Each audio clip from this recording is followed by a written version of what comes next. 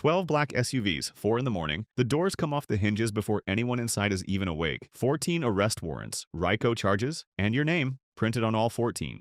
But that's the end of the story. To understand how a man ends up as the most wanted biker in the country, you have to start at the very bottom. Because there are 11 ranks in the Hells Angels, and you're going to live every single one. So let's start where you started, as nobody. Rank 1, friend of the club.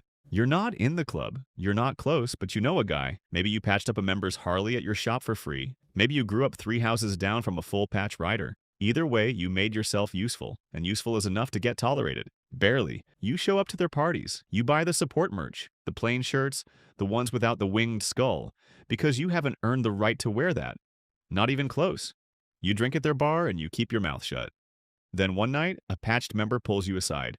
9 words. You want in? Show up Thursday. Don't be late. You nod. He doesn't smile. Rank 2? Hang around. Now it starts. And now you learn what you actually are. Nothing. Nobody uses your name. Your job is to keep your mouth shut and do exactly what you're told.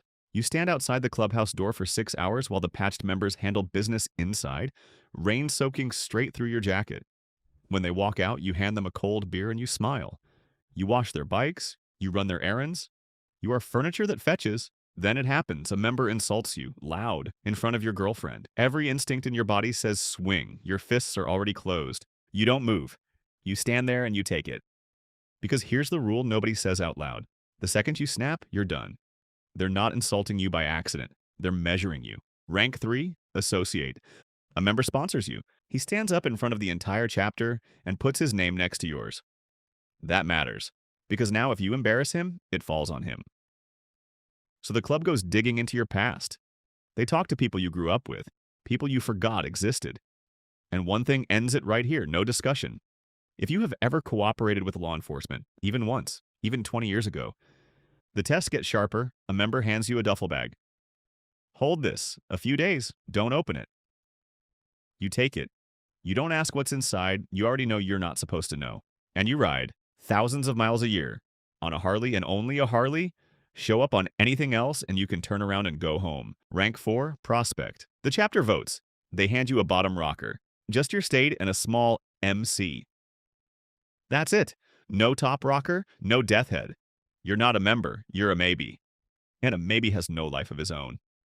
A full patch calls you at 3 a.m. to drag his bike out of a ditch 40 miles away. You go. The president tells you to guard the clubhouse all night while everyone else sleeps. You sit there until sunrise. You wash bikes. You drive the van on runs. You eat last. You speak last. Every patched man in the room outranks you, and they hunt for one thing, your breaking point. Some prospects last 6 months. Some grind for 5 years. There is no timeline, only when we say so. And if you quit, you hand back every patch, every pin, every piece of club property, and you walk away with nothing. Some prospects get cut for talking too much, some for not showing enough, and some just disappear because they turned out to be working with the feds. That last one doesn't end with a handshake. Rank 5, full patch member. The vote has to be unanimous. Every single patched member in your chapter says yes. One no, just one, and you're done. But they all say yes. The president hands you the vest, the top rocker, and the death head, the winged skull, the most recognized symbol in the entire outlaw motorcycle world. You now have 9 days to get it tattooed onto your body. Forever. The same men who treated you like garbage for 2 years are hugging you, calling you brother. The doors close. You sit in church, the weekly meeting, and phones go in a box. You hear everything. The finances, the plans, the war with the rival clubs. But the patch has a price list. A minimum number of miles a year. Every meeting, no exceptions. Dues, on time. And when the club calls, it doesn't matter what day it is. You show up. Cops start pulling you over just for the vest. Old friends stop calling. But inside, you now have brothers who would die for you, and you'd die for them.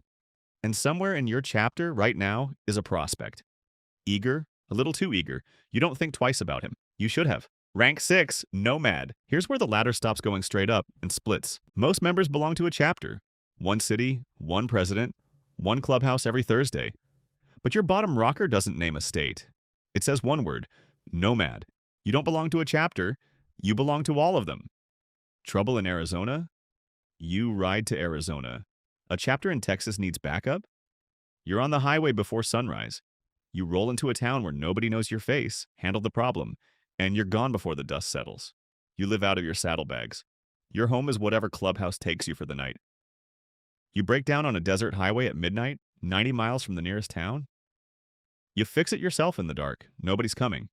The nomad life is for the men who can't sit still, the ones who'd rather ride 10,000 miles a year than sit in the same room every week. You answer to regional officers, not local presidents. You float above the politics. You are the club's ghost. Before we continue, my name's Calvin, and we just launched this channel for people who love history. The stuff that actually happened, the stories nobody really talks about. That's the whole goal. Tell them right and tell them well. If you're enjoying this one and you want to help us keep making them, the best thing you can do is subscribe. It's free, it takes 2 seconds, and it genuinely helps way more than you'd think.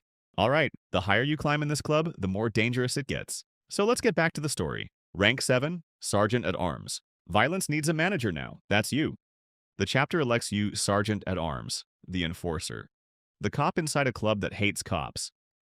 Before every meeting, you sweep the room for recording devices, hidden phones, anything that doesn't belong. At parties, you scan the crowd for undercover officers and rival colors. A fight breaks out, you end it. Fast, quiet, no scene, under 10 seconds. Inside the club, you are the rules. A member's late to church, you find him.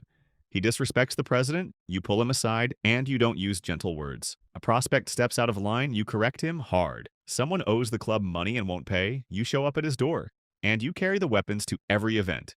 You know where all of them are and who's holding each one. You're the most feared man in the chapter, but you answer to exactly one man. The president gives the order. You execute it. And it ages you a decade and a year. And it's you who first notices it. That eager prospect, spotted in a parking lot, leaning into a plain gray sedan. Government plates.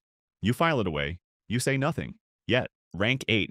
Road captain. The run is 300 miles, 30 bikes, 3 states, and you planned every inch of it. Days before the club rolls out, you ride the entire route alone. You clock the construction zones, the speed traps, the towns with cops who will hassle the pack just for passing through. You find the gas stations big enough to swallow 30 bikes at once, and you map the formation. President leads, officers behind, full patches next, prospects in the back. On the day, you ride at the front, right off the president's shoulder. A hazard in the road, you signal. A member breaks down, the entire pack stops. Nobody gets left behind. Ever. Because when 30 bikes are rolling in tight formation at 70 miles an hour, one mistake is a pileup, and one wrong turn drops the whole club into hostile territory. You carry the maps, the spare parts, the plan for rain, police, and rival clubs. Nobody talks about the guy who planned the gas stops.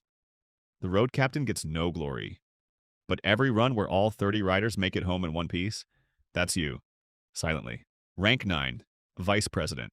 The president trusts you more than any man alive. That's why you sit at his right hand. When he's in the room, you back him. Even when you disagree, you never undermine him in front of the brothers. That conversation happens behind a closed door and nowhere else. But when he's not in the room, you are him. You run the meetings, you make the calls. A member gets arrested at 4 a.m., your phone rings first. The sergeant at arms, the road captain, the treasurer, and they all report to you. You settle the beefs, you manage the egos, you keep the peace so the president can watch the horizon. And everyone knows the truth. You're the heir. When the president steps down, gets locked up, or can't ride anymore, your name is the first one spoken. Which means ambitious men are watching you. Some want your chair. Some are already whispering that you can't be trusted. You have to be loyal enough to serve and strong enough to lead. And one slip drops you straight back into the ranks. And that thing with the prospect and the gray sedan? Your sergeant at arms just brought it to you. Now it's your problem to carry up the chain.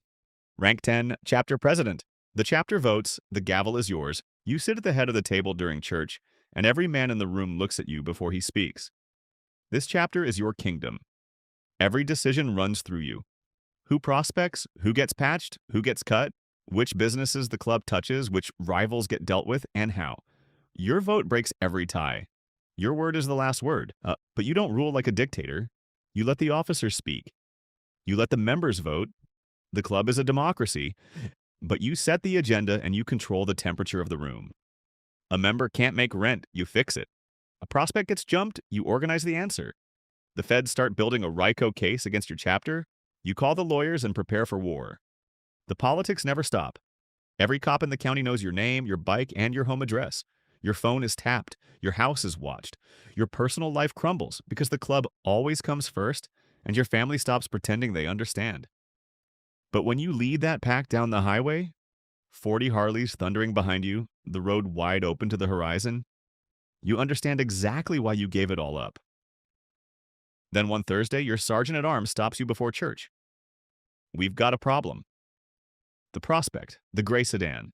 Your blood runs cold. You've seen this movie before. Warrants, wiretaps, indictments. You look at a room full of brothers waiting for you to start. You pick up the gavel, and you say nothing, not yet. Not until you know how deep it goes. Rank 11, National President. There is one man who sits above every chapter, every officer, every patched member in the entire country. That's you now. You don't deal with bar fights and broken down bikes anymore. You deal in empires. Dozens of chapters, hundreds of members, thousands of associates and support clubs flying your banner across more than 30 countries. When a chapter president can't solve a problem, it lands on your desk. When 2 chapters go to war, you end it, and your decision is final. You approve new chapters. You negotiate truces with the banditos, the outlaws, the pagans, where every handshake is a treaty and every disagreement a potential bloodbath. The ATF, the FBI, the DEA, they all know your name. You keep lawyers on retainer in every major city. You don't talk on phones, you don't send emails. You speak face-to-face in rooms swept for bugs and nowhere else. But the throne is cold. You trust almost nobody. Rivals want to watch you fall. Ambitious presidents inside your own club think they could do it better. And the FBI would love nothing more than to walk you onto the evening news in handcuffs. And that thing with the prospect? It was never just your old chapter. The feds had men inside 3 chapters, across 2 states. You find out on a Tuesday morning when 12 SUVs roll up before sunrise. Doors come off the hinges. Members dragged into the street in their underwear. Wives screaming. News helicopters already circling. Your lawyer calls 20 minutes later. Warrants for 14 members, RICO, conspiracy, racketeering. Your name on every document. And you sit alone while the phone rings and rings. Chapter presidents across the country, panicked, asking what to do. You answer every call and you give each one the same 3 instructions. Say nothing, call your lawyer, destroy nothing. Because there is no retirement from this life. You ride until you can't ride anymore, until they lock you up, or until they carry you out.